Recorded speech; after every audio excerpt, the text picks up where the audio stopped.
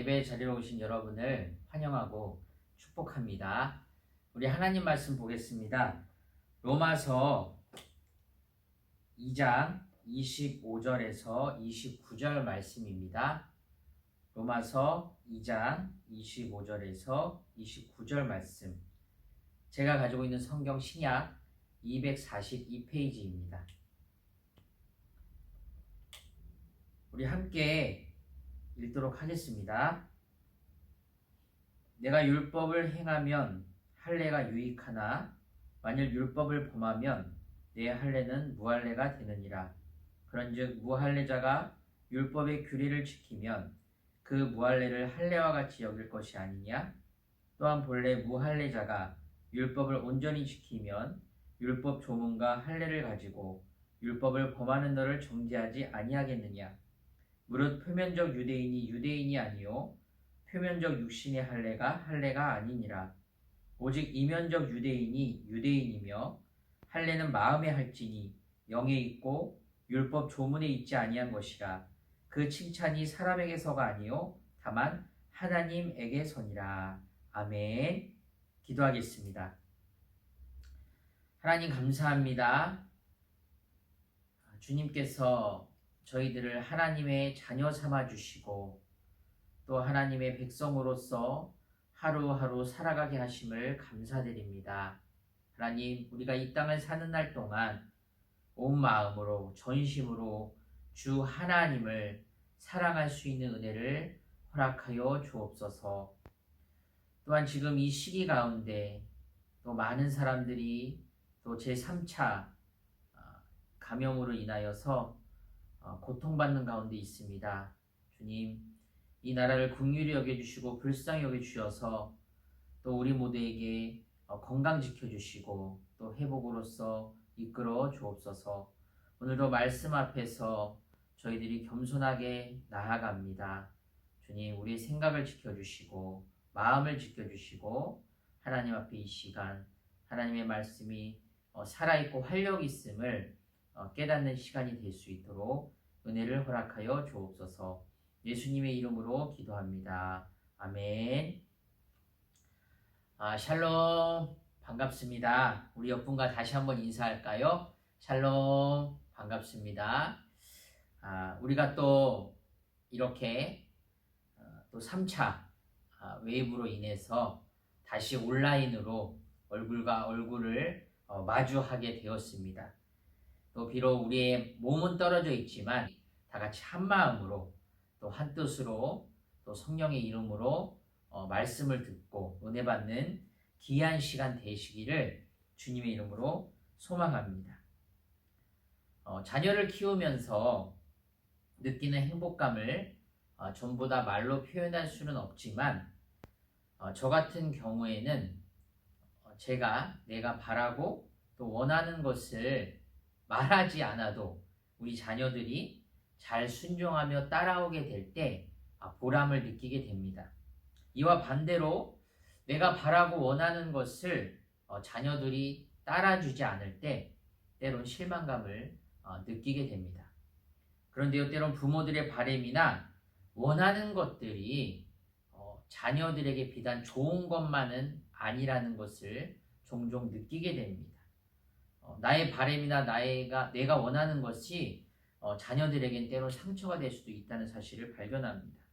그 바람이나 원하는 것이 내 욕심에서 비롯된 것이라면 충분히 그럴 수 있는 것이죠. 나의 필요와 자녀들의 필요가 다를 수 있기 때문입니다. 그래서 생각해 봤어요. 내가 하나님의 자녀로서 하나님께서 나를 바라보시면서 과연 나의 삶, 바로 지금이 하나님으로부터 칭찬을 받을 만한 삶을 살고 있는가? 그리고 하나님께서 나를 향해서 바라시는 것이 무엇이 있는가? 라는 것을 생각을 해봤습니다. 앞에서 말씀드린 대로 인간의 부모들은 어떤 자신들만의 욕심으로써 자녀들에게 서로에게 상처를 주기도 합니다. 그러나 우리 하나님께서는 결코 우리에게 상처를 주시지 않는다는 사실입니다. 왜냐하면 그 상처마저도 회복으로 바꾸시는 분이 하나님이시고 하나님께서 우리를 향한 뜻은 항상 선하시기 때문입니다. 그리고 우리는 그 선하심을 믿음으로 바라보며 따라가는 주님의 자녀이기 때문이죠. 오늘 말씀을 통해서 하나님께서 우리에게 원하시는 것이 무엇일까? 또 하나님께서는 어떤 성도들을 칭찬하시는가에 관하여서 살펴보고자 합니다. 먼저 오늘 본문 25절 말씀을 보시면 내가 율법을 행하면 할례가 유익하나 만일 율법을 범하면 내 할례는 무할례가 되느니라 라고 말씀합니다. 오늘 본문 안에는 할례라는 말이 많이 나옵니다.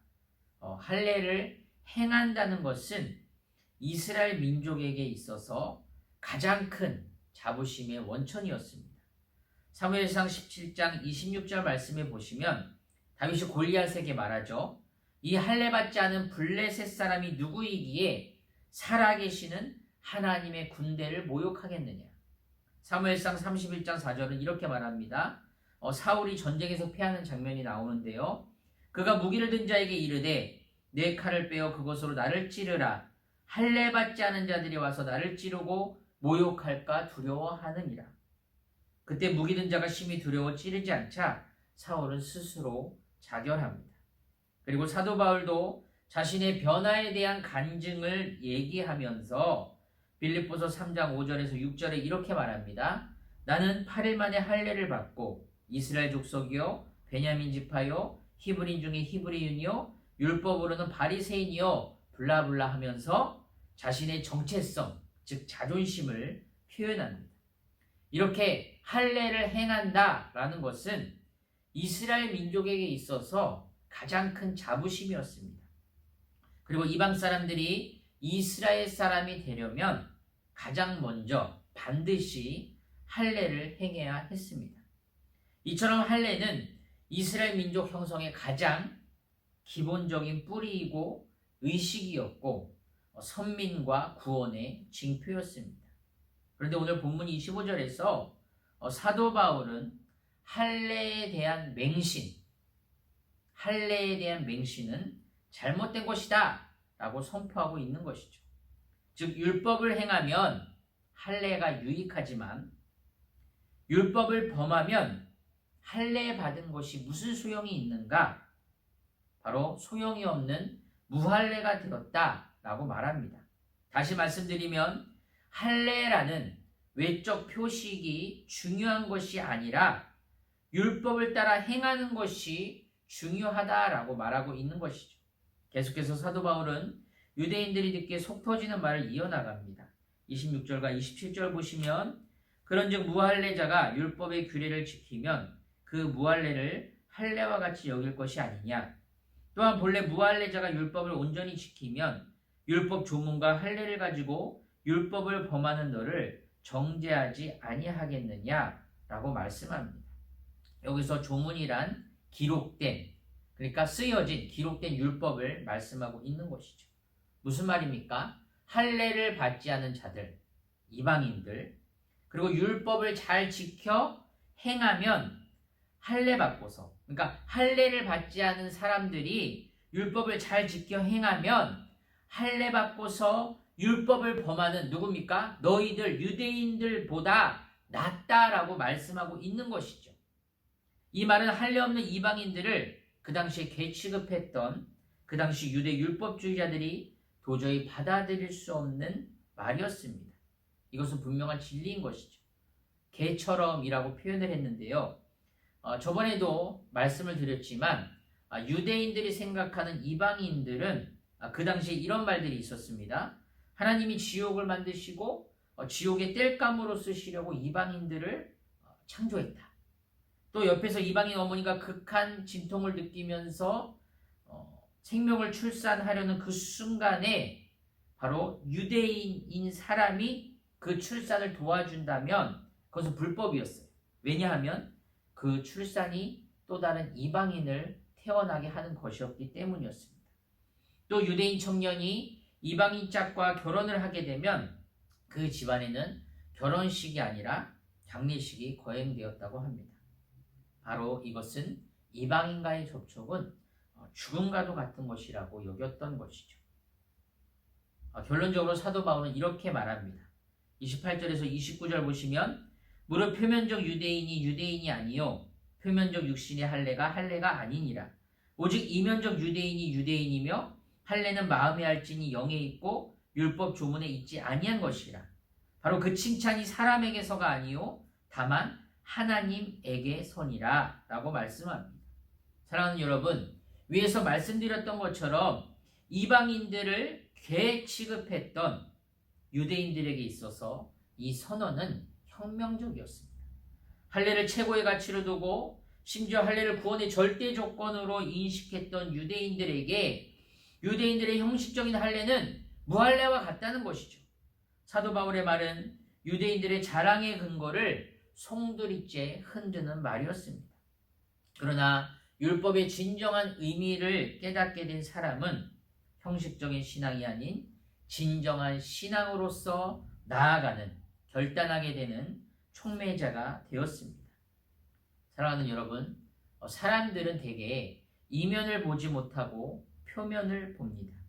그리고 표면을 보고 판단하죠. 또한 사람의 칭찬도 어떤 이면적인 칭찬보다는 표면적인 칭찬이 많이 있습니다. 그런데 반면에 하나님께서는 우리의 이면을 보십니다. 우리 마음의 중심을 감찰하시는 분이 하나님이십니다. 그래서 하나님의 칭찬의 시작은 여러분의 마음 가운데서 시작된다는 사실입니다. 우리가 하나님으로부터 칭찬받는 성도가 되기 위해선 저와 여러분의 마음 가운데 할례를 받고 진실한 마음을 가지고 하나님의 말씀대로 사는 것이죠. 지금 화면 앞에 모인 여러분들은 교회를 다니고 있습니다. 또 직분을 가지고 있고 이 모양 저 모양으로 교회에서 봉사도 합니다. 이런 것이 다 필요는 하지만 이것만으로 우리가 구원을 받을 수는 없는 것이죠.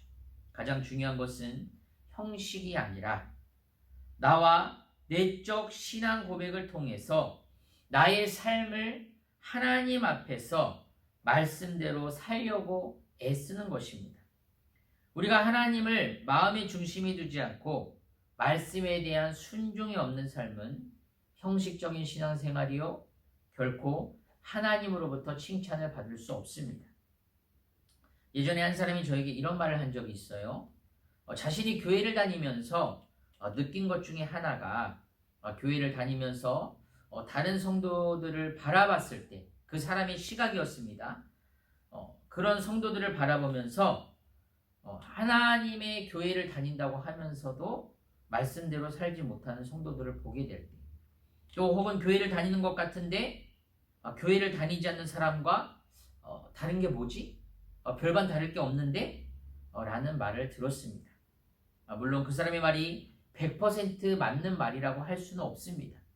그러나 그 사람의 시각에 그런 것이 느껴졌다는 것이 참으로 안타까웠습니다. 물론 사람은 다 연약해서 말씀대로 완벽하게 살아갈 수는 없습니다. 그러기에 우리에게 거저주시는 하나님의 복음의 은혜의 능력이 필요한 것이 아니겠습니까? 그러나 우리에게 말씀대로 살려고 하는 마음의 소원이 있어야 하는 것이죠. 이런 마음이 나에게 없다면 우리는 형식적인 그리스도인, 형식적인 신앙에서 결코 벗어날 수 없는 것입니다. 스스로 자신을 살펴보고 생각해 보십시오. 내가 과거에 열심히 신앙생활을 했었는데 하는 마음이 조금이라도 나에게 있다면 후회만 하지 마시고 다시 하나님의 말씀 앞으로 나아오는 저와 여러분들이 되시기를 주님의 이름으로 소망합니다. 우리는 시간이 지날수록 또 신앙의 연륜이 더해지면 더해질수록 어떻게 보면 형식적인 신앙생활을 하기 쉬운 사람들입니다. 우리는 형식적인, 즉 말 그대로 나 교회만 다녀 라는 신앙이 아니라 진정한 그리스도와의 사귐이 있는 신앙의 고백이 있어야 하는 것이죠. 여러분, 하나님이 칭찬하는 사람은 어떤 사람입니까? 제가 늘 기도하는 것 중에 하나가 하나님 앞에서, 정말 하나님 앞에서 진실된 삶을 살게 해달라고 기도하고 있습니다. 매주 설교를 하고 또 모임을 인도하다 보면 어느샌가 나도 모르게 외식적이고 위선적인 그런 모습의 삶을 사는 나의 모습을 발견하면서 깜짝 놀라게 됩니다. 목사이기 때문에 목사다움을 형식적으로만 유지하는 신앙은 아닌가. 성도들에게 이런 모양 저런 모양으로 살아야 합니다. 애쓰면서 살자고 외쳐놓고 나는 과연 그렇게 살고 있는가? 라는 고민을 하고 질문을 합니다. 이런 것마저도 없다면 저희 삶은 위선자와 다를 것이 없겠죠. 그러기에 말씀을 가르치는 것보단 말씀대로 사는 삶의 힘이 필요합니다. 또 우리가 말씀을 듣는 것보다는 그것을 들음을 통해서 여러분의 삶 가운데 삶의 실천, 바로 애씀이 우리 성도들에게 이루어져야 함은 말할 필요가 없이 중요합니다. 유대인들은 표면적인 것에 치중한 나머지 자신들의 위선을 보지 못했죠. 우리는 말씀을 통해서 나의 외식과 나의 위선을 발견해야 합니다. 나의 형식을 발견해야 합니다. 말 그대로 교회만 다녀 의 신앙을 버리고 바로 말씀대로 실천하며 애쓰는 삶이 동반되어야 하는 것이죠. 여러분, 구원은 하나님의 은혜로서 믿음을 통해서 주어집니다. 그러나 우리는 경건에 이르기를 힘써야 하는 것이죠. 경건의 모양은 있으나 능력이 없는 삶이 되어서는 안 된다는 것입니다. 배운 말씀을 한 귀로 듣고 흘리는 삶이 아니라 그 말씀을 실천하는 힘이 필요합니다.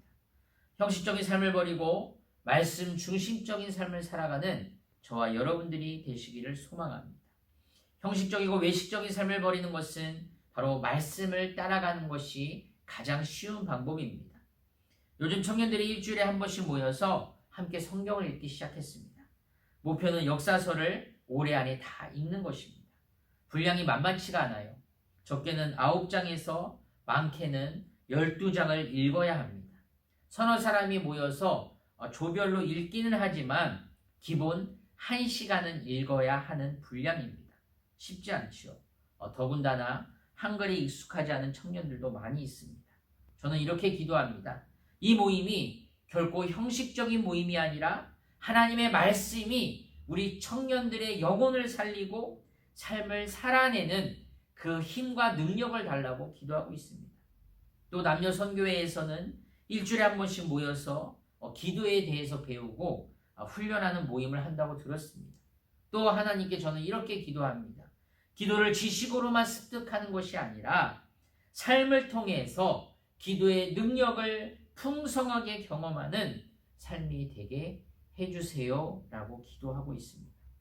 사랑하는 여러분, 말씀을 맺겠습니다. 여러분은 표면적인 그리스도인입니까? 형식만을 가지고 있는 그리스도인입니까? 하나님의 말씀 없이는 나의 외식을, 나의 형식을 절대로 볼 수가 없습니다.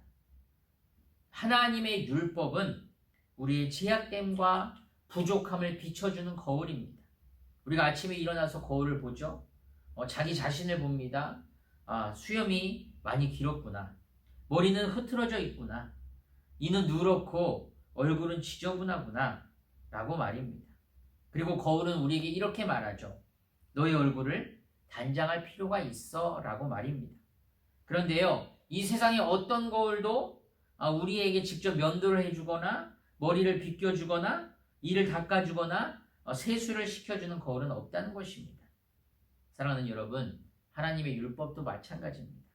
우리는 하나님의 말씀을 들여다보면서 우리의 영적 얼룩을 발견하게 되는 것이죠. 내 신앙의 현재 상태가 어떠한지 말입니다. 율법이라는 영적 거울이 없다면 우리 자신이 거룩한 하나님께 범죄했다는 사실조차도 우리는 알 수가 없는 그런 사람들입니다. 육신의 할례보다 마음의 할례가 중요한 이유, 표면적 유대인이 유대인이 아니라 이면적 유대인이 유대인이어야 하는 이유는 하나님의 율법으로 말미암아 하나님의 그 말씀이 우리 죄를 드러내고 우리의 잃어버린 상태를 일깨워 줍니다.